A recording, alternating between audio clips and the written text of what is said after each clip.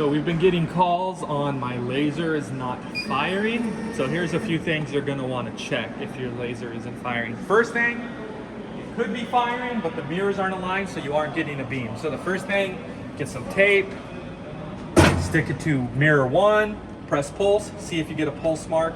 Stick it to mirror 2, press pulse, see if you get a pulse mark. Stick it to mirror 3, press pulse, see if you get a pulse mark on the tape. Make sure it's at center of all the mirrors as possible, and then do the last one at the bottom of the nozzle. That'd be the first check, because the tube could be firing, but if you're not getting a mark, you're gonna think it's not firing.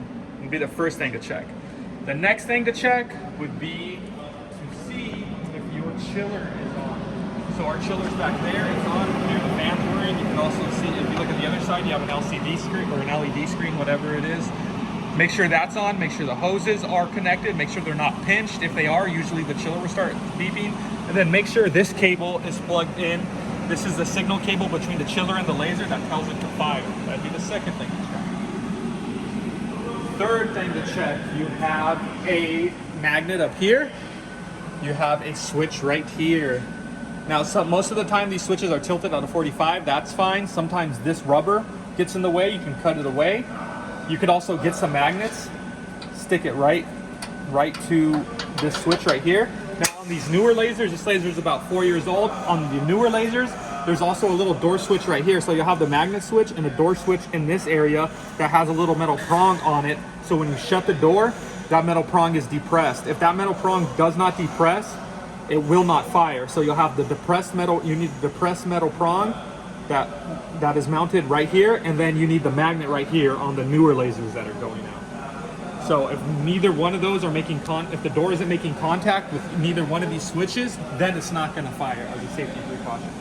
The next thing to do is you can check out the power supply down here. So if you look, we have a black power supply down there. So you're gonna get into the power supply right there, and you'll see 2 green plugs.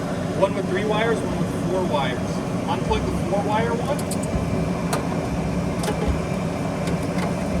and then press that red test button. It will fire the laser. If the laser fires, then you know it is just a safety switch. It's one of the magnets or it's the chiller. If the laser doesn't fire, then we're looking at a possible bad power supply or a bad tube. So those are some of the things you're gonna wanna go over and double check.